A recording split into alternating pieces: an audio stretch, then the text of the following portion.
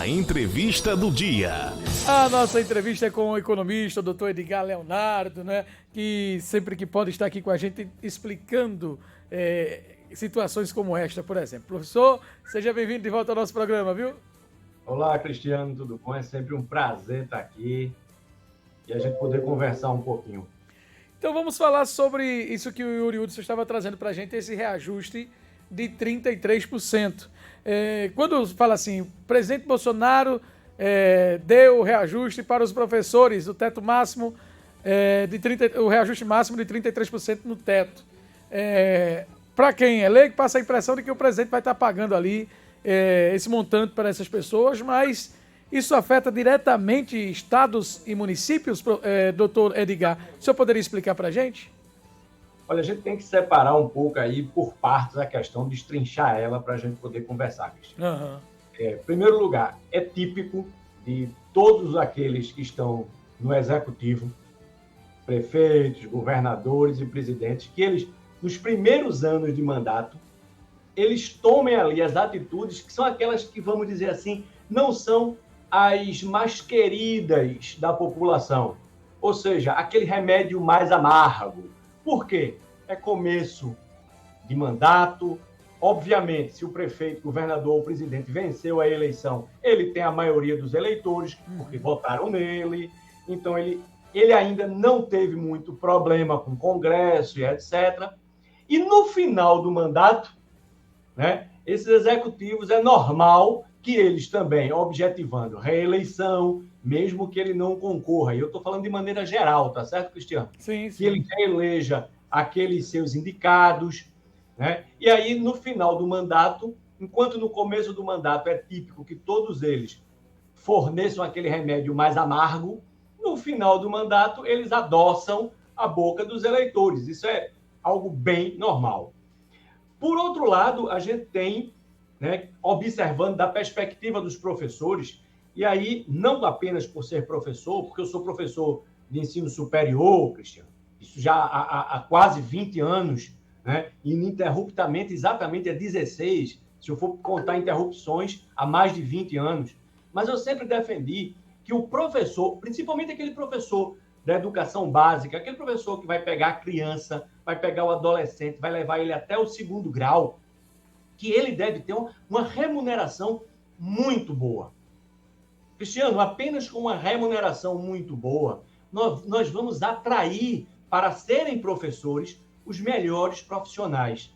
Nós vamos garantir que esse profissional tenha dedicação à sua profissão. Porque um professor que precisa trabalhar 3 expedientes, muitas vezes, ele às vezes trabalha um expediente numa escola pública, 2 expedientes numa escola privada. Esse profissional, ele vai estar em uma carga de trabalho exaustiva, ele não vai poder dar o melhor de si. Então, é importante, sim, e a gente tem que separar essas coisas. A gente tem que defender, sim, que esses profissionais sejam muito bem remunerados. E o fato é que eles não são. Como reflexo disso, a gente tem uma série de questões que a gente poderia destrinchar. Mas aí agora existe uma outra perspectiva. Olha, ok, mas na medida em que a gente vai aumentar efetivamente o salário base, a gente vai ter uma repercussão sobre, porque basicamente quem vai pagar essa conta é prefeitura e é governo estadual. Mas a gente precisa lembrar que tem repasse, tá? A gente não pode esquecer que o governo federal repassa. A gente tem o Fundeb, a gente tem uma série de repasses. Porque também quando a gente diz para o prefeito, olha, só o prefeito vai pagar.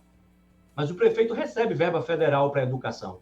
O prefeito recebe verba federal. E diga-se de passagem, o Brasil tem uma falha muito grande, Cristiano, que são uma série de municípios que efetivamente não deveriam existir. Porque municípios que não têm arrecadação para se manter e que vivem basicamente de repasses federais. Então, quando esse prefeito diz, olha, eu não posso pagar porque eu não tenho dinheiro. Não, você efetivamente, talvez seu município ele não tenha dinheiro para nada, porque ele vive de repasse federal. Então, por isso que a gente tem que separar as questões. Agora, de fato, uma coisa tem que ser pensada. Efetivamente, nós temos um aumento que é descolado da realidade. Um aumento que ele é muito brusco. Esse aumento poderia, por exemplo, ele poderia, e aí é uma ideia, por quê? Porque a gente tem que valorizar essa categoria profissional se a gente quiser ser um país, tá certo, Cristiano? Organizado em todos os sentidos. A gente só vai conseguir isso quando a gente tiver uma educação de qualidade na base. A gente só vai conseguir isso quando a gente tiver professores bem remunerados, que possam trabalhar com a dedicação completa àquela sala de aula. E isso precisa acontecer. Agora, 33% talvez de uma pancada só. Por exemplo, o Conselho dos Municípios está indicando que não seja aplicado o índice de 33%, e seja aplicado o índice de inflação, 10,16%. Talvez pudesse ocorrer uma negociação, porque a gente tem que lembrar que estados e municípios vão receber verbas federais também, né? É importante ressaltar isso. Então, é importante que a gente diga, por que não dar os 33%, mas por que não escalonar isso ao longo dos próximos 2 anos, por exemplo? Porque a gente precisa efetivamente criar, sim, uma remuneração atrativa. Basta a gente olhar, Cristiano, quando você olha um concurso público de uma categoria privilegiada, e aí eu não vou citar até para a gente não criar nenhuma outra discussão paralela, mas quando a gente vê um concurso público para uma categoria privilegiada, a gente tem uma concorrência fenomenal. E quando a gente vê vagas para professores, elas não ocorrem na mesma proporção. A gente hoje não vê na escola o jovem dizendo, eu sonho ser professor. Porque ele sabe, na realidade dele, que o professor dele lá na escola pública é mal remunerado, que o professor dele muitas vezes não pode ter um carro, o professor dele não pode sequer fazer curso. O professor dele sequer pode melhorar profissionalmente. Então, a gente precisa pensar isso. Agora, temos um grande problema, que é um outro ponto. Por isso que eu falei que era importante destrinchar a questão. É que a gente, infelizmente, a gente tem um processo eleitoral que já começou. A gente já falou sobre isso aqui em outras oportunidades, que começou, na verdade, ano passado, e que todo agora ele permeia unicamente a perspectiva eleitoral. Se as medidas elas têm uma perspectiva positiva, e eu não concordo com o tomador da decisão ou aquele que levou a ideia à frente, então eu sou contra a ideia. Se a ideia é ruim, mas eu sou a favor daquele que tomou a decisão ou que levou à frente a ideia, eu ainda assim eu sou a favor da ideia, porque nesse momento a discussão ela toma contornos puramente políticos. Sim. Efetivamente, então, eu creio que é importante, sim, um processo de valorização, mas isso não pode acontecer de uma tacada do dia para a noite. É importante, sim, que seja compatibilizado com estados e municípios, mas numa discussão séria, para que a gente valorize a carreira. Os professores, inclusive, depois disso, se os municípios, por exemplo, seguirem a indicação do Conselho de Municípios e não derem o valor, eles podem, por exemplo, judicializar. E aí a gente vai ter um outro problema e os municípios vão acabar tendo que pagar. Então, isso precisa ser feito de maneira muito séria. Valorizar, sim, a categoria, porque é uma das categorias mais importantes. E quando eu estou falando isso, eu estou falando exatamente desse professor da escola pública, esse professor da escola privada, que pega a criança, o adolescente, o jovem, e aí prepara ele para o mundo do trabalho e prepara ele, se for o caso, inclusive, para uma faculdade ou uma escola técnica. Mas enquanto a gente não tiver essa base muito boa, efetivamente, a gente não vai ter um país que possa competir internacionalmente. Porque aí eu volto a um ponto de uma coisa que eu sempre bato aqui. A gente precisa ter um país com alta produtividade para a gente poder aumentar o salário mínimo de todos, alta produtividade para a gente competir internacionalmente com qualidade, alta produtividade para a gente atrair investidores. E a gente não tem isso, em parte, por várias questões, mas uma delas é porque a gente tem falhas na base da educação, dificuldades em matemática, dificuldades em língua portuguesa e dificuldades em idiomas. Inglês, que é a língua mundial, Cristiano. Professor Edgar, a gente fala de um reajuste do piso em 33%, mas a gente, muitos municípios aí, sequer pagam o piso atual. Tem professores com defasagem aí que nem o piso atual paga. Como é que esses municípios vão fazer para chegar a este nível? E se pode ocorrer algum tipo de penalidade para quem descumprir esta determinação? Olha, isso pode ser judicializado, como eu já disse, né? A gente tem um problema muito sério, porque nós somos um país muito grande. Às vezes a gente se compara, eu estava falando isso agora de manhã. Agora de manhã eu estava numa conversa no telefone e a gente estava falando algumas coisas sobre pandemia, e aí uma pessoa que estava falando comigo ao telefone disse, mas na Itália, mas em Portugal. E eu disse, vamos parar um pouquinho para analisar o Brasil de forma diferente de Itália e Portugal. Em primeiro lugar, Itália e Portugal são países com um volume, vamos dizer assim, de alfabetização maior, um nível de educação mais bem distribuído. Quando a gente está falando de Itália e Portugal, a gente está falando de Itália. Itália é um país que tem 60 milhões de habitantes. O Brasil tem 220 milhões quase de habitantes. Então é uma diferença brutal. Portugal é do tamanho de Sergipe e tem a população de Pernambuco.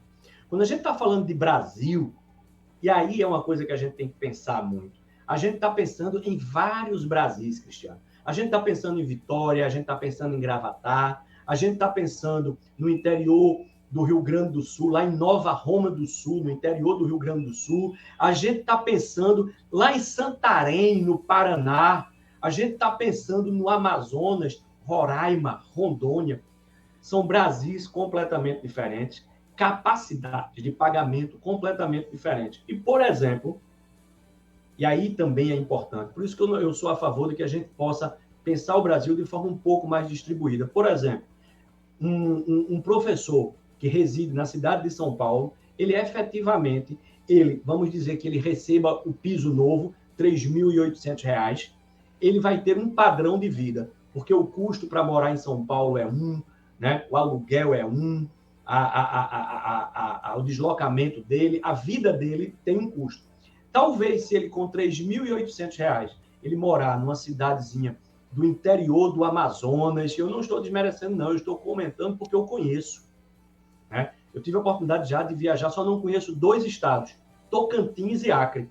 Todos os outros eu conheci, morei no Rio Grande do Sul, morei em São Paulo. Então, quando você vai lá para o interior da região norte, ou até aqui para o interior do nosso Nordeste, uma cidadezinha pequena no interior da Bahia, no interior de Pernambuco, do Ceará, certamente a realidade desse professor, ao receber R$ 3.800, que é a proposta de novo piso, é completamente diferente. E a capacidade de pagamento da prefeitura também.